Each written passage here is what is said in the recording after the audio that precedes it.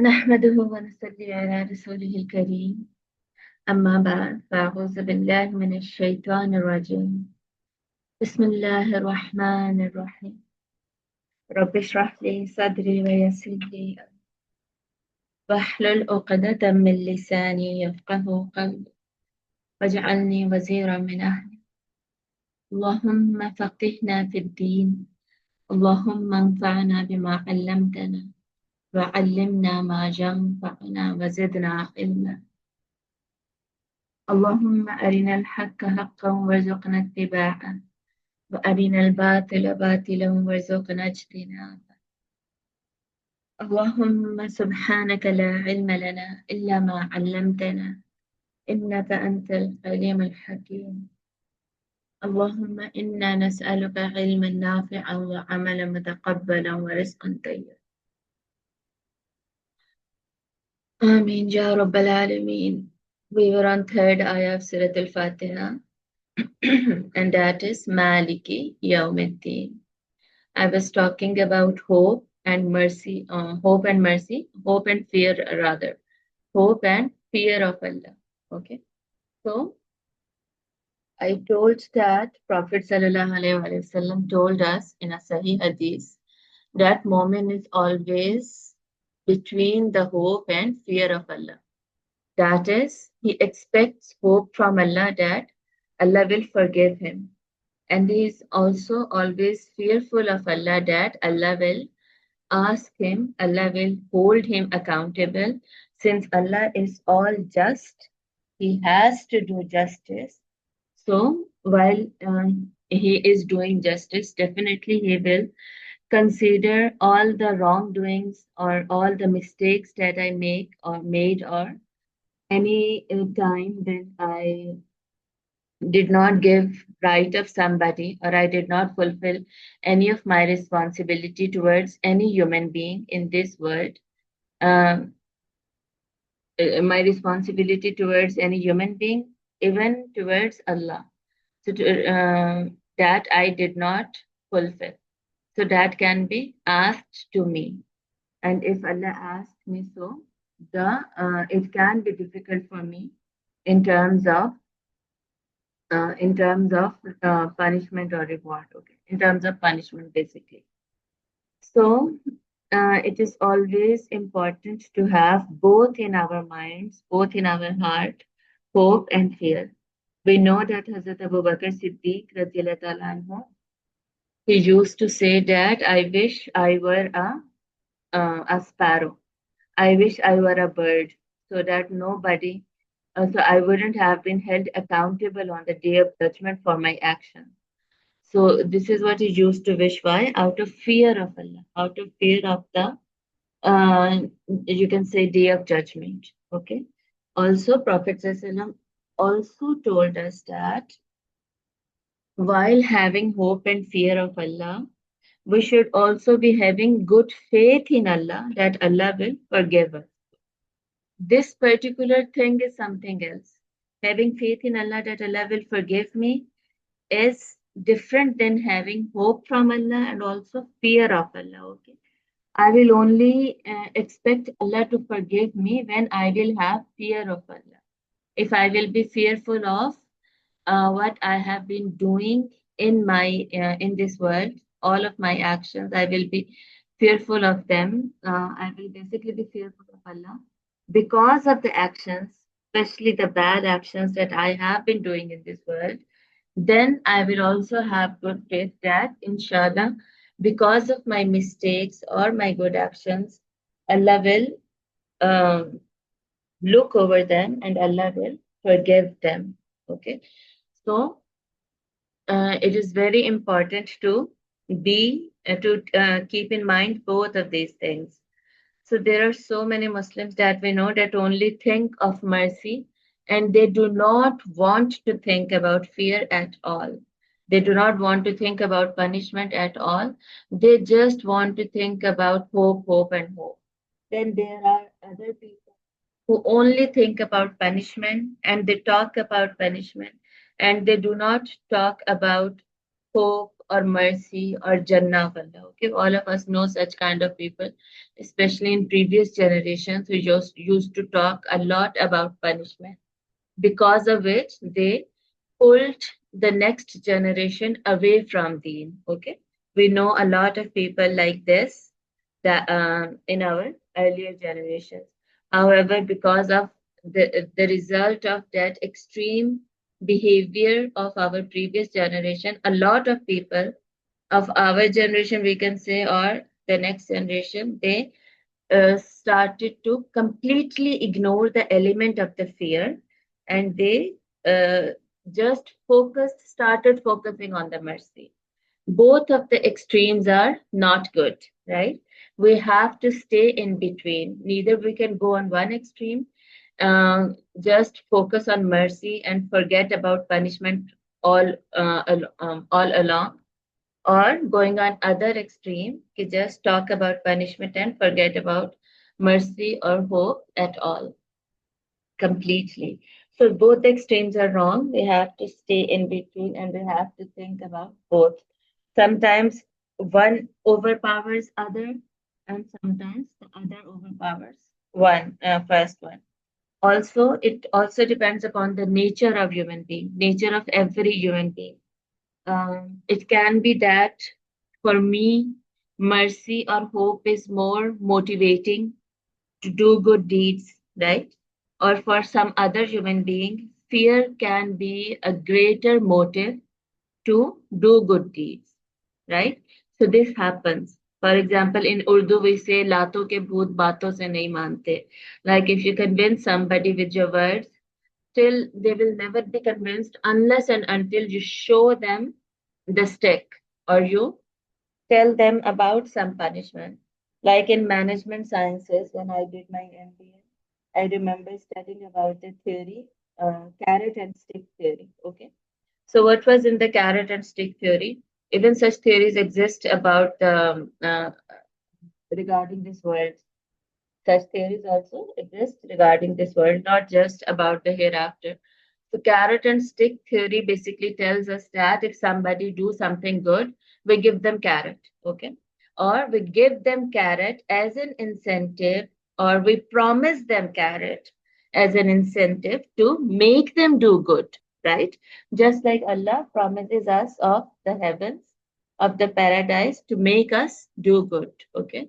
Similarly, for stick, some people are motivated by the stick. They are told that if you do not do this good thing, or you do not fulfill your obligations, then you will have to face the stick. This is exactly what Allah do with such people, and Allah talks about the punishment in Quran to give those people idea of punishment. Okay, so there are always some kind of people who are motivated more with hope, the element of hope, and other with the element of fear. Also, that is the reason why prisons exist in the world, or different punishments for different crimes exist in the world, because there always have to have such kind of people which will not change themselves in a good way or in a better way. Um, which will never change themselves in a better way, and they will keep on doing bad stuff unless and until they are stuck with something. Okay, for them the punishment, the element of punishment is important to be mentioned and to be not to be ignored at all. We cannot ignore this element at all right. So in addition to that, I was about to tell you one more thing, just skipped out of my mind. One second. For hope and punishment.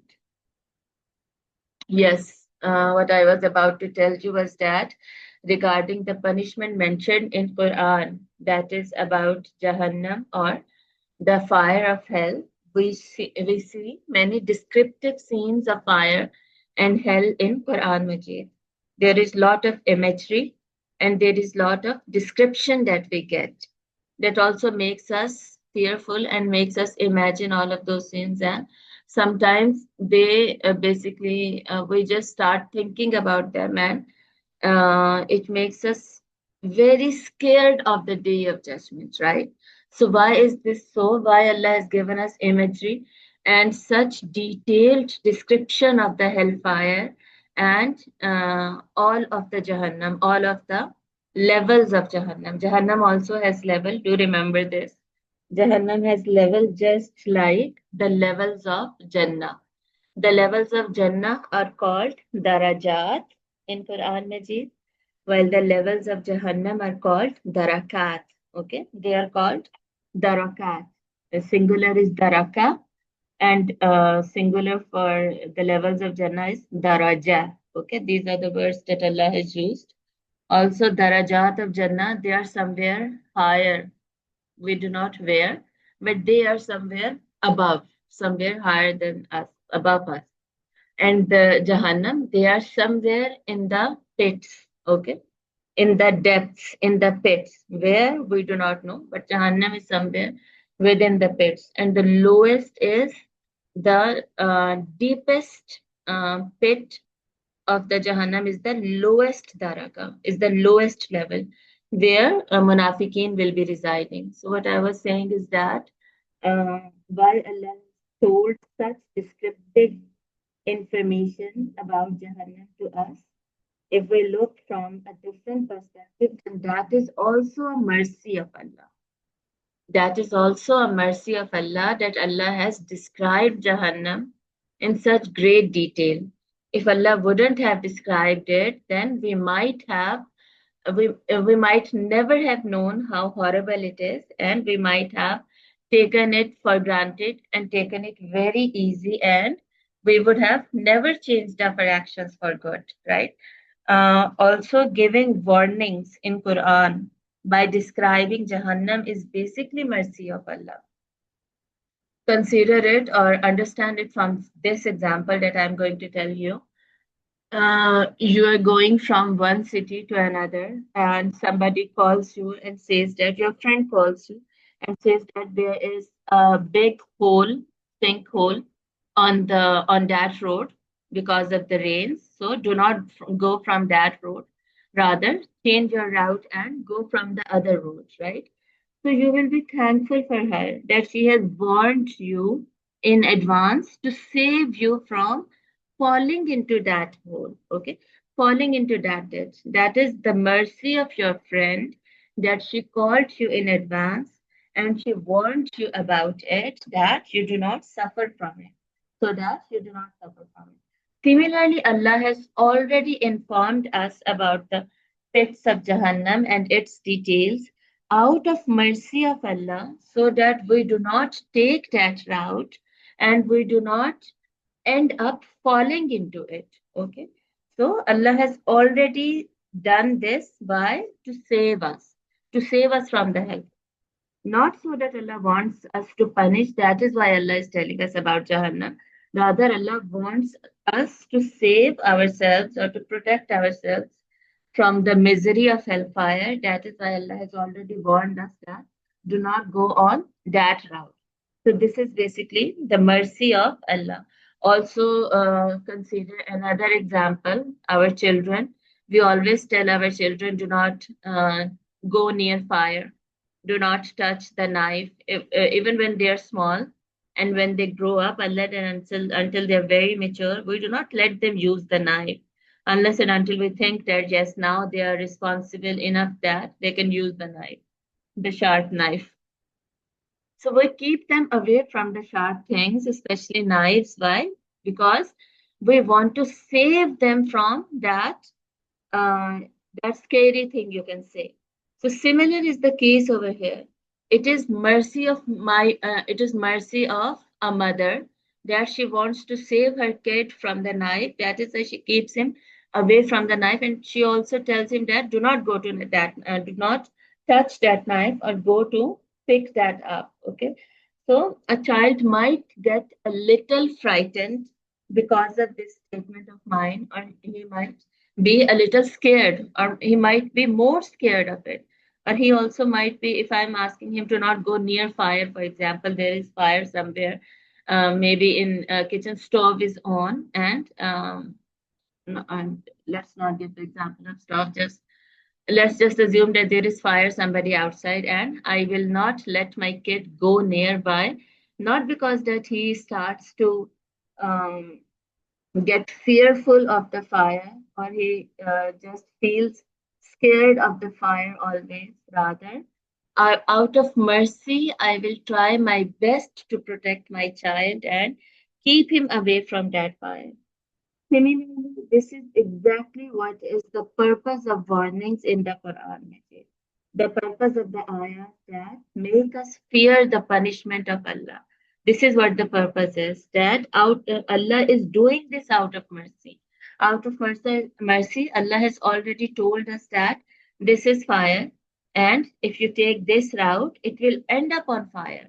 So do not go near that.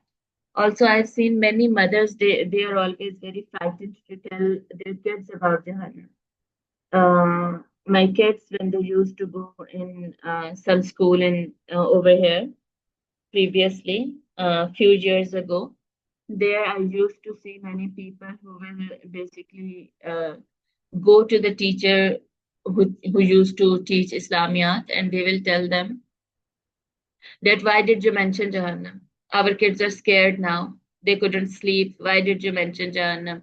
Why did you talk about Jahannam, etc., etc.? So I would like to ask such parents, do you not talk about such fire or knife or any such thing to your kids, or anything from which they need to protect themselves in worldly matters? Then why not about the hereafter? Do you not want your kids to protect themselves from the hereafter? So tell them, but at the right age when they will be able to grasp and they will be able to understand the concept, and explain them from the point of mercy, from the angle of mercy, that it is mercy of Allah that He has already warned us about something that exists, that physically exists. We just cannot see it right now. So Jahannam exists, and it is for bad people, and we have to protect ourselves. So Allah has shown us two ways. There is a good way and another is bad way. So we can never take bad route, and we always have to take good way. Why? Because we want to save ourselves. So this is how we should be explaining to our kids as well. So regarding Maliki Yawmiddin, the last point is it is the first show of justice of Allah. So on the day of judgment, when Allah says that Allah is the king of the day of judgment, what will Allah do? First of all, Allah will bring an animal, a goat who had horns on its head. Then there would be another goat, whom the first goat with horns, it pushed the other goat in the world, okay, with its horns. It basically hurt the other goat with its horns. Both of these goats will be brought forward on the day of judgment, and Allah will basically ask both of them who did what, and then Allah will finish them right there and then. This show of justice will take place in front of people, in front of everybody. This comes from Hadith. Prophet ﷺ told us that would be the first show of justice, that Allah will bring two animals. One of the animal would have done, uh, uh, would have harmed another animal. So both of them will be asked and finished right there and then, so that people can see, basically people can see that no one will be spared now. We know that the animals, they are not held accountable. Animals are not supposed to be held accountable, but any animals that did oppression, however, they will be asked and finished altogether. All of the animals will be then finished altogether, and this first show of mercy will be shown to all of the mankind, so that the mankind know on the day of judgment that nothing will be spared. No action will be spared being being judged, and no person will be spared from being held accountable from any small deed that they have done. So, this is how the day of judgment will begin. And this is why we need to focus on both hope and mercy of Allah. So, in the first three ayahs, we just talked about Allah and we got to know about Allah. It was all about introducing Allah to us. Allah, right after opening the book, introduced Himself to us. So, what were all the points that we discussed about Allah? First was that Alhamdulillah. Second is Rabbil Alameen. Third is Ar-Rahman. Fourth, Ar-Rahim. Five, Maliki Yawmiddin. So all of these are the points that we discussed about Allah. Now we are on the middle ayah, right? The fourth ayah. So the middle ayah is about us and about Allah. Okay. The middle ayah is about both the Rabb and the Abd. The opposite of Rabb is Abd. Abd is slave of Allah, the person who has enslaved himself to Allah. And Rab, as I told you, is the highest status that Allah holds, and Abd is the lowest status that we hold. So this ayah talks about both Rab and Abd. And this is Iyaka na'budu wa Iyaka nasta'een. Most of us definitely has already memorized Surah Al-Fatiha, and we know Surah Al-Fatiha.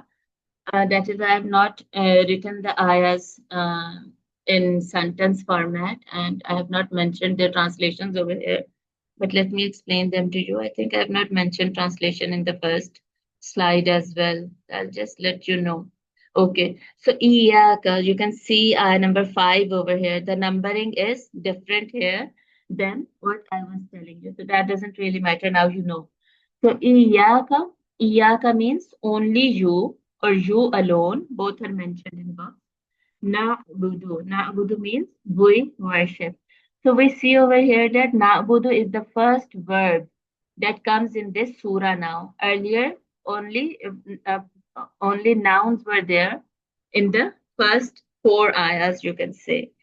So there were nouns and then there were two harf. Okay, all of the words of Arabic, all the words in Arabic, no matter what they are or how many they are, all the words in the Arabic are always categorized into one of these three categories. Okay, all the words in Arabic, they are categorized in either one of these categories. What are they?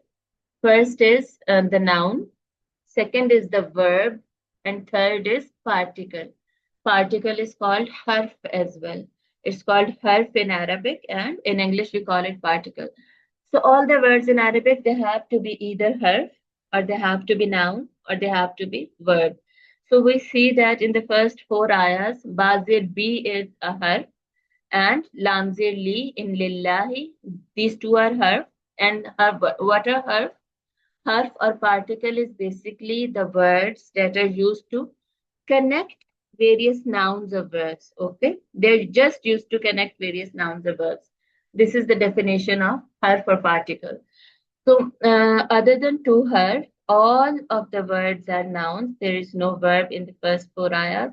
Then, getting back to fifth ayah, we get to see the first verb, that is na'budu, we worship. Okay. So Iyaka, only you, Na'budu, we worship. Na'budu starting from noon is fail mazari. So with respect to time, there are two kind of verbs in the whole of Arabic. With respect to time, the verbs are only of two types. Verb is called fail in Arabic. So the first type of verb is the past tense, okay, the past verb, which is fail, mazi, which is similar in English or Urdu or Arabic or any other language. I do not know about grammar of other languages basically. So I don't know, I cannot say anything about other languages, but these three languages, Mazi is similar. Past exists in all of these languages. Other than that, uh, Arabic only has second category, that is Mazare, and it encompasses both present and future tense. Arabic does not have different word or different categories for present tense and for future tense. This is not how Arabic is. For in Arabic, there are only two tenses with respect to time. First is past tense, that is mazi. Second is mazare, that is both present and future. It means that na'budu can be translated as we worship and also we will worship, right? It can be translated as both. So how do we know that? How am I going to translate it? It depends upon the context. Also, it depends upon the usage of certain words in the ayah. Okay. So this is how we decide. So this particular phrase is a simple, straight phrase. Whenever there is no additional word that tells us that now we have to translate it in the future, we can always begin by translating fil mazare into present tense. Okay, let me repeat it. If there is no specific word used in a sentence or in an ayah that particularly tells us that this ayah is talking about future, or specifies that this ayah or sentence is talking about future. By sentence, I mean sentence in Arabic language, sentence in, you can say, any other book or newspaper, etc. So if there is no word that is specifically used to specify that this a particular sentence is talking about future, uh, till then we can always begin by translating it into present tense, right? However, future translation is also 100% correct. So, starting with noon zabar na, the fail mazare, how do we know that a tense is mazi or mazare in Arabic? Just like in English, we say we use will or we use shall, then that is future tense. Okay. Similarly, in Arabic, we have signs that make us understand that this verb is what is this verb. So, whenever the verbs start from alif, noon, ya, ta, these four letters.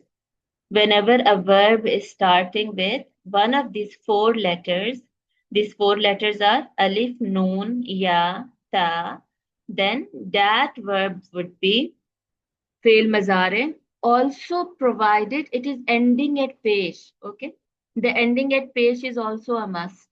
So starting with either alif, noon, ya, or ta, and ending at pesh, then that particular verb is fail mazare, right? So Na'budu, we worship. Getting back to Iyaka, let me see where the time is mentioned. I cannot see the time. Okay, now I can see it. Right. So what is Iyaka? Kaf sabar ka means you, which is pronoun. And Iya basically are letters, are harf. And they are added with Kaf sabar ka to show that, basically to include the meaning of only. To ka sabar ka, to you, right? So to add the meaning of only to you, iya is added to iyaka. Otherwise, the right way, or we can say not right way, this is also the right way. We can say the simplest way of saying we worship you is na'buduka. If we write na'buduka, we are saying that we worship you. Okay. But when we bring ka in front and we add iya, then we are saying only you we worship. We emphasize more on the pronoun kaf sabar ka. Also remember that pronouns, they are a kind of noun in Arabic. In Arabic, nouns are further categorized into different types, and pronoun is one of the types of noun. Okay, this is what you have to remember. And inshallah, I'll tell you more about pronouns once we move forward. Right now, this much of information is more than enough. Also remember that we do need to know a little bit of grammar while studying Quran Majid, at least basics of grammar. If not advanced grammar, then we at least need to know basics of grammar while studying Quran Majid so that we always remember the meaning of the ayahs. If we forget about the if we do not study grammar at all, we do not touch grammar at all, then we will forget the translation at the end of the surah, or we will start forgetting, or we will not be able to memorize or remember the translation. Okay, so this much of grammar is important to know while we are studying translation or while we are studying tafsir, right? Also, you guys can always ask any question that you want in the chat box, and I try my best to answer you guys right there and then. So getting back to Ayah, Iyaka na'budu, only you we worship. Va and va is a harf. Okay, va is called a particle, a harf. Harfe ataf we call it, and it is translated as and. Iyaka, only you, nasta'een. Nasta'een, again starting with noon, ending at pesh. So now we know that it is also fail mazare, the present future tense. And nasta'een, the root word is on, ain, bow, noon. For na'budu, the root word is very simple. It is ain badal. I have already told you almost, not almost, rather all of the verbs and nouns. The verbs and nouns, all of them always have root words. Most of them, we can say 95% of them has three-letter root words, but some of them also have four-letter root words or five-letter root words or even sometimes six-letter root words. But most of them have three-letter root words, almost 95% of them. So sometimes guessing the root word is easy, like na'budu. When we see na'budu, we have to, while guessing its root words, we have to ignore the signs that are used in the word. Sign of something. Like I told you that noon over here is sign of fail mazare. So we have to ignore it. The signs, they are never part of the root words. So the root word would be ain, ba, dal. Okay. Getting back on ayah number 4 on this slide, ad-deen, the root word are dal, ya, noon. Okay. Why not alif lam? Because alif lam is the sign of the noun. But whenever the word would start with alif lam, it means that this is a noun. It is the sign of the noun. And also, why do we use alif lam with any word? To specify its meaning, to add the in the meaning, okay, or sometimes also to add all in the meaning, right? Like alhamd means all praise and gratitude. Alif lam in alhamd is for is to show the meaning of all, not the. Okay, so sometimes alif lam is used for all, sometimes alif lam is used for the. This is something that we should be knowing. That is why we say all praise and gratitude in the beginning. So ad-deen, I told you the root word. Then yawm is the root letters are same. Ya, waw, mim. For Malik, the root letters are mim, lam, kaf. For ar-Rahim, it is ra, ha, mim. We will ignore alif lam. And why we are ignoring ya over here in Rahim, and in Malik we are ignoring alif. I'll tell you inshallah once we are done with this. In Ar-Rahman, the root letters are again Ra, Ha, Mim. The noon is the part of the family. That is why we are ignoring it. Alif Lam, I already told you why we are ignoring them, because they are the sign of the noun. In Al-Alamina, the root letters are Ain, Lam, and Mim.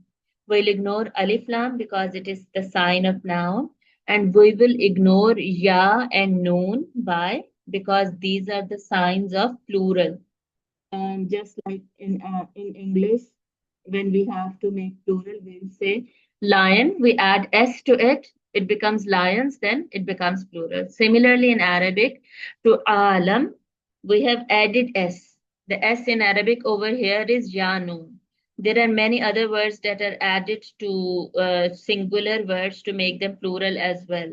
There are other combinations as well that are added to singulars to make them plural. I'll tell you those when inshallah we get to them. Okay. Over here, we just should be knowing that ya and noon, these are the signs of plural. That is why they cannot be part of root letters. Then going to rab. For rab, we can see, you guys can see two letters only, ra and ba.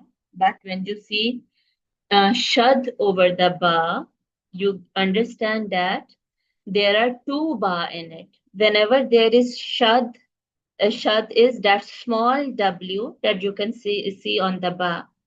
So whenever there is shad on a letter, it means that this letter over here is coming twice in this word. In Arabic, we basically combine the letters That is why this is how we are seeing it. So the root word is ra, ba, ba. Okay.